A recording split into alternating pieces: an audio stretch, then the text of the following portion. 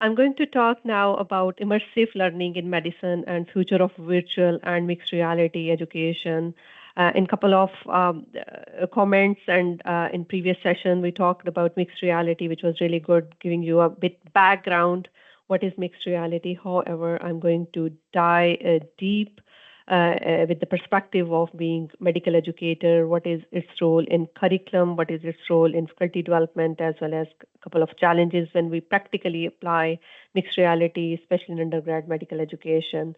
So I'm Shazia Iqbal. I'm Phase 1 lead and senior faculty member at University of Buckingham School of Medicine. I'm associate fellow for AME, which is Association of Medical Education, and apart from that, very much passionate, continue professional development activities chair for Saudi Society.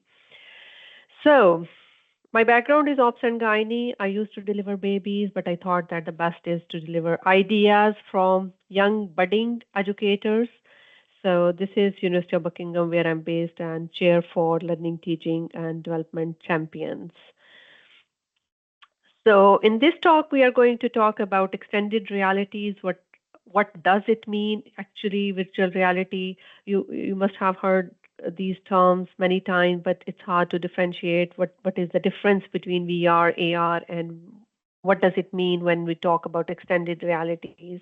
So a couple of examples I'm going to share with you guys at this forum, and apart from that, in clinical context, that how we can use extended realities to enhance clinical reasoning skills and development of scientific reasoning skills to make final diagnosis with the patient while working with these virtual cases. How much it is important to enhance our communication skills, soft skills, being a physician, or training sessions for medical students and postgrad medical students to enhance their key uh, team working skills, collaborative skills, which otherwise is really very hard. And we shall address a couple of challenges as well when we implement these extended realities practically. So, just to think about, just take a couple of seconds to think that what are the future challenges currently medical training is facing, especially in the United Kingdom or in other countries wherever you are. Think about that. What are the biggest challenge right now in medical education with the perspective of medical educator or key stakeholders of medical education, including faculty member, including student, including administrative staff, including operational staff or simulation developer. Think that what are the biggest challenges? If you can write in chat, I can keep eyes, but if there are no more comments, I will continue. To me, with the perspective of medical educator, one of the biggest challenge is to find placement for clinical training. There is not sufficient training, especially on procedural skills, especially on those clinical skills in which we are encountering directly with the patient. And these limited hands-on practices, uh, when students are not well trained or uh, uh, physicians are not well trained on certain skills, there is a risk to patients. And eventually, all of these training, they demand a lot of resources.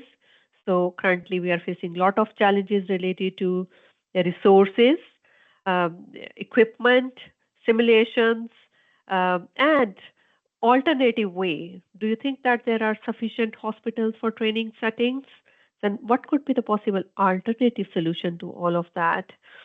And when there are no structured training for these kind of skills, which are essential for medical student or medical training, we should expect that there is some kind of inconsistent training. At the end, we can't certify that all uh, physicians who have graduated from medical school, they have equal competencies. So inconsistency in the training is potential challenge for medical educators. Apart from that, medical education is very much unique in a way that knowledge keep on coming on daily basis. We practice evidence-based medicine. If today treatment plan is different, in upcoming days, maybe due to rapid research, there will be more evidence-based. plans regarding management related to oncology or cancer research. So it's very hard to remember everything, to memorize everything. So retention is one of the biggest issue, and we want to look for the strategies that how we can enhance the retention of scientific knowledge or evidence-based knowledge by making our learner a bit more self-dependent learner or self-directed learner or some kind of self-regulation strategies to make them lifelong learner. In view of these challenges, yes, there is a potential solution by using some kind of technologies, and we say them extended realities. I think at this stage, I don't need to go into much detail because there was previous half an hour session on extended realities. And when we use this term, keep in mind that this is an umbrella term which use both augmented reality as well as virtual reality. And when we combine virtual reality with augmented reality, it means it is a mixed realities. So what does it mean, virtual reality? When there is all things where we are encountering through any kind of virtual reality device, we are absolutely in an immersive environment. Nothing is real. Everything is created. So we are interacting with virtual tools, like fully immersed virtual operation rooms in which some students they are practicing some kind of operations, not on real patient. Nothing is real. When we say augmented reality, it means that digital content from the virtual world is on the top of real environment. For instance, if students are using some kind of IV canalization, they are working on a real patient. However, they are using some kind of device through which they are enhancing that image. They are looking through some kind of digital content into that real world, and they are just trying to augment that view. And when we combine both of these terms, augmented reality and virtual reality, that comes up as mixed reality. And there are different kind of tools which are available and being applied in training practices.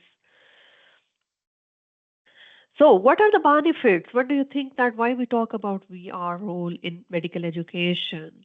As I mentioned, currently medical education is facing a lot of challenges related to a huge content we are having. So, there are a couple of studies which mention that when there are training through virtual reality, it lead to enhancement of engagement in learning processes among the learners and better retention of knowledge is there. Huge content is there in medical education. It's really very hard to keep that in your brain. And we want some kind of safe practices, especially when it comes to the matter of repeatable practical procedures like passing NG tube with the patient, IV canalization, catheterization of the patient, or performing some kind of physical examination. So whenever there are some kind of repeated skills, we want to enhance those skills or mastering skills. Here is the role of virtual reality. You can perform those procedures again and again in safe environment. And then, of course, there are a couple of studies which do provide us some kind of evidence that there is reduction in training cost, and it's much cost effective when we train students through virtual reality, and at the same time it is without any kind of harm to patient, and you can work in a safe environment, and this is a safe space where trainee can make some kind of mistakes and can learn and reflect on that and can improve with time. So better preparation of future practitioners. um, I don't know how many of you in the audience know this book, Grey's Anatomy. If you are having a medical background, this used to be a huge book which medical students they used to read and go through long time back in 20s and in 20 years back when we used to learn anatomy. We used to use these kind of tools on the dead bodies, doing dissection, and then learn anatomy. Then that reminds me to that era that we used to work directly on dead bodies to learn some kind of anatomical structure without integration of knowledge. There is no physiology. I can't see any biochemistry, and I don't know the applied anatomy. I never knew that why I am learning this subject. What is the purpose of learning the name of these muscles? So you can see that at that time there was not much integration of the knowledge. So what is new now through VR? We are has huge impact in anatomy learning in terms of learning anatomy with manipulation in the 3D environment. So learner is totally immersed into that virtual environment, interacting with that body structure. I can see and feel that beating heart. I can well understand that once there are Purkinje fibers lying into my heart, what are the basically function of that and how it is correlated well with the cardiac cycle. So this kind of virtual dissection and anatomical exploration not only create an environment which is more engaging in terms of interaction among students or learners.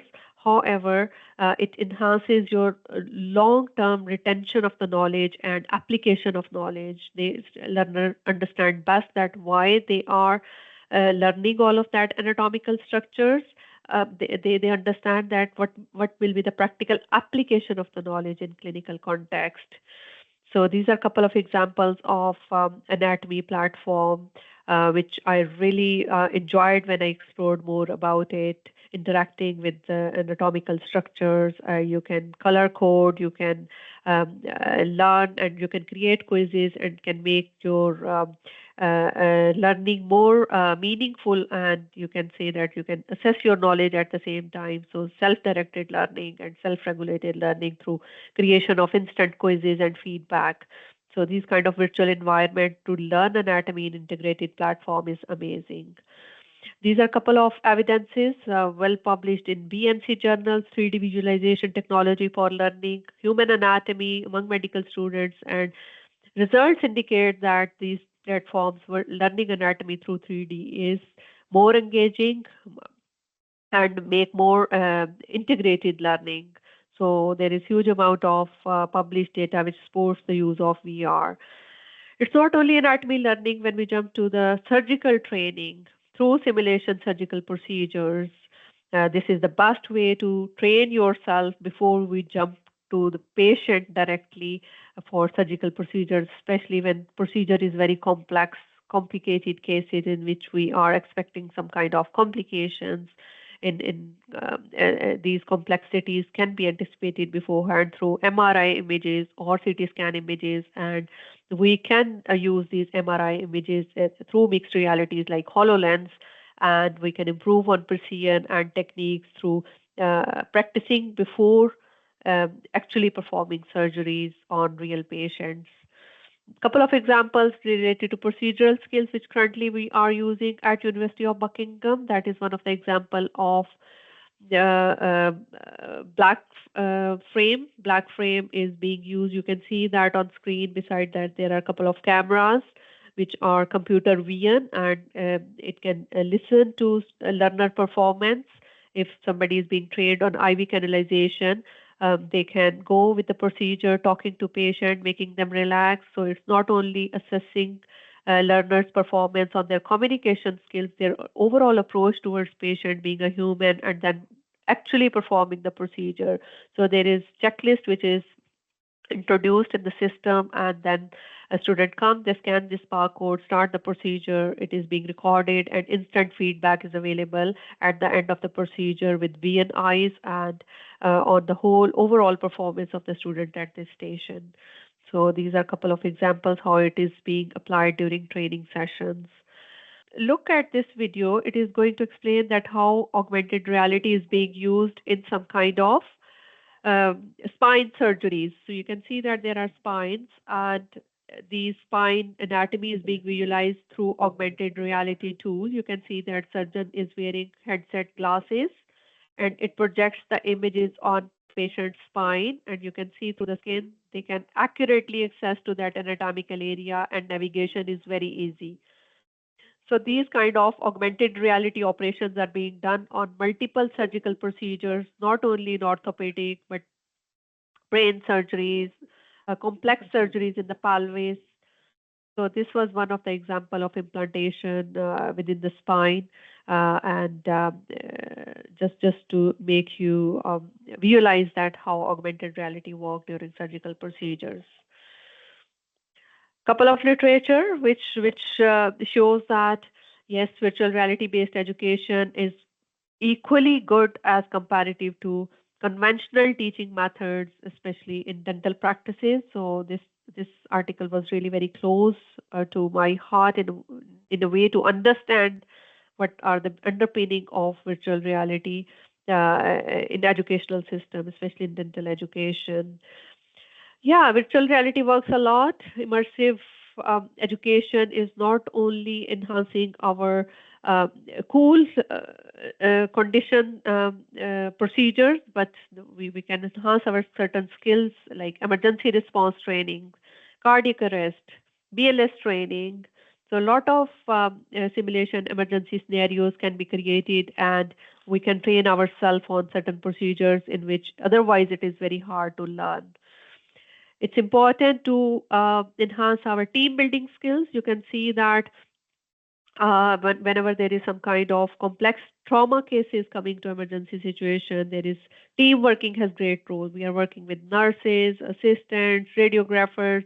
So all of them, they are working in a team, and we can enhance our collaborative and team working skills too through immersive environment training. So you can see this is one of the example that how virtual reality headset is being used to create an environment just real life. Anesthetist is coming. Each and every person in this environment is being monitored and will be provided feedback on their performance in that emergency situation, who is coming, why is coming, what are their role, and later on at the end of the procedure, everyone is provided feedback, how they tackled the situation, how they dealt, how quickly they took action.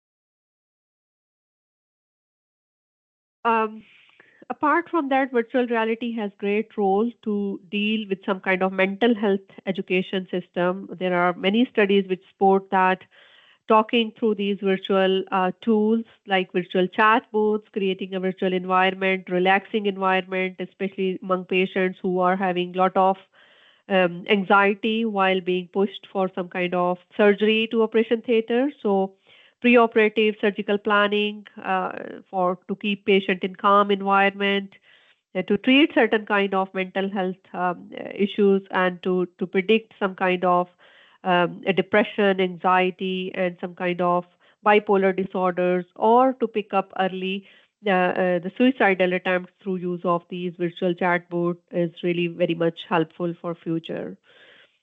A couple of more examples which currently we are using for training purposes. BodySwap is one of the wonderful software where we are training our medical students to enhance their soft skills like breaking bad news. If somebody had some kind of news like cancer, or some kind of news like stroke or death of dear ones. So these are very complex situations in which trainer need to be trained how to communicate that news, how to talk to relatives, how to deal angry patient, how to counsel a patient in complex situation.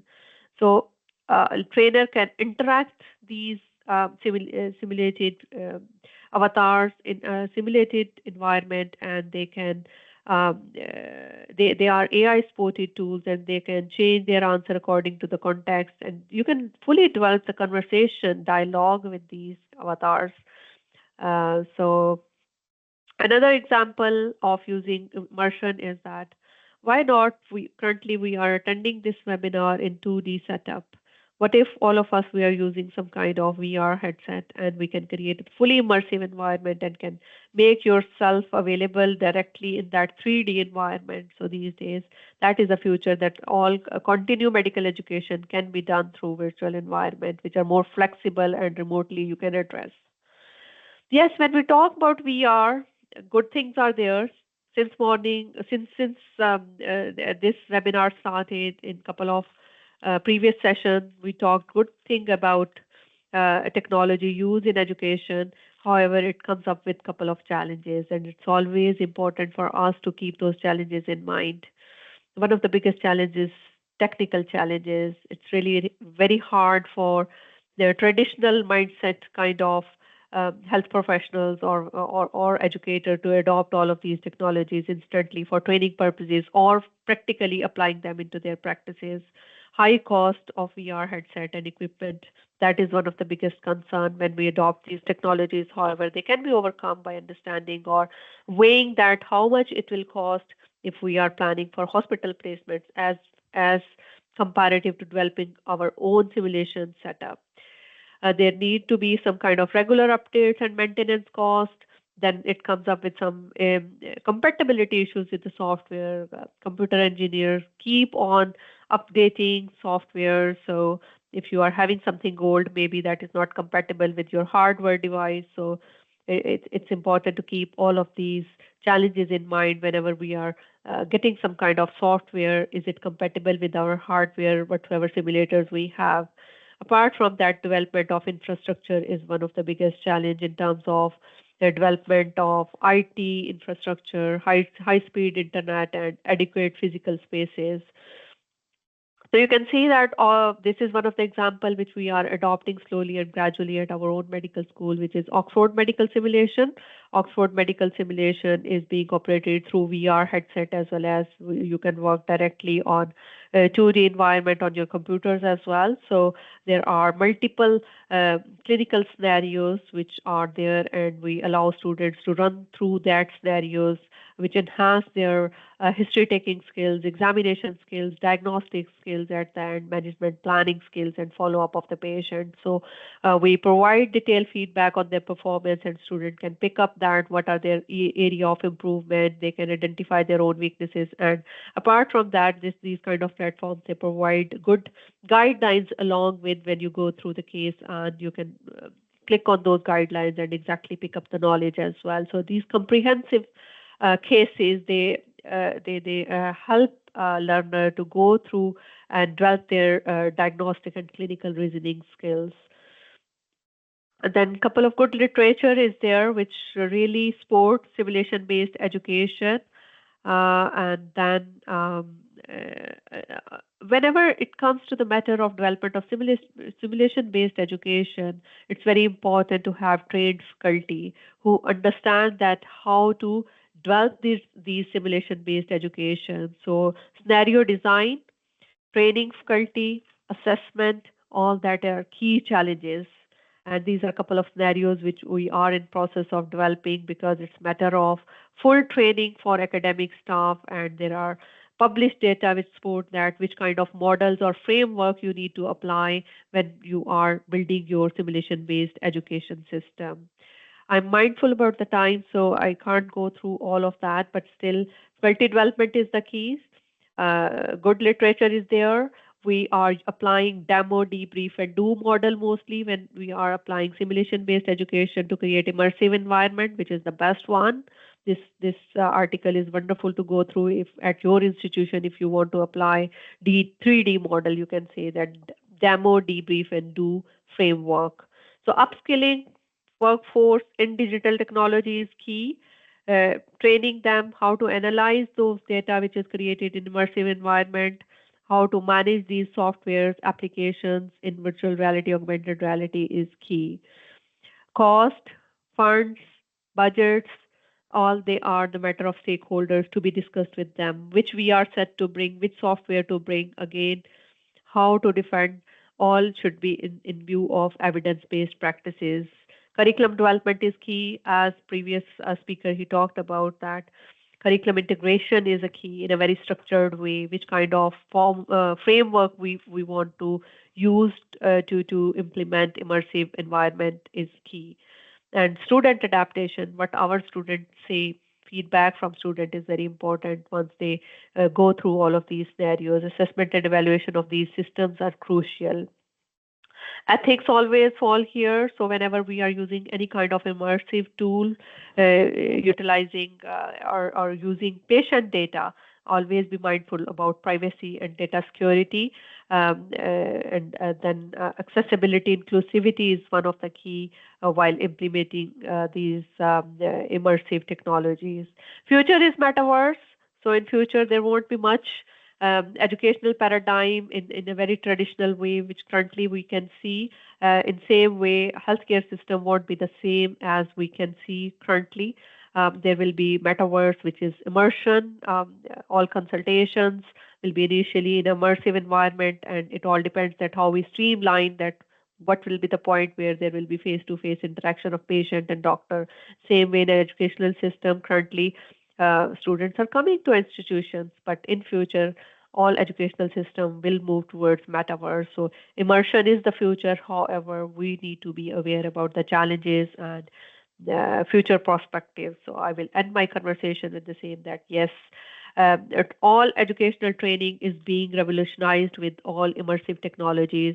However, we must be aware about of these technology challenges in terms of technical issues, financial issues, educational issues, ethical aspects. However, there is a continued debate on that future potential of virtual environment for the learners and collaborative efforts of all the stakeholders who are engaged in creation of that immersive environment. Thank you so much for bearing with me, and I would love to stay in touch through LinkedIn. Thank you so much.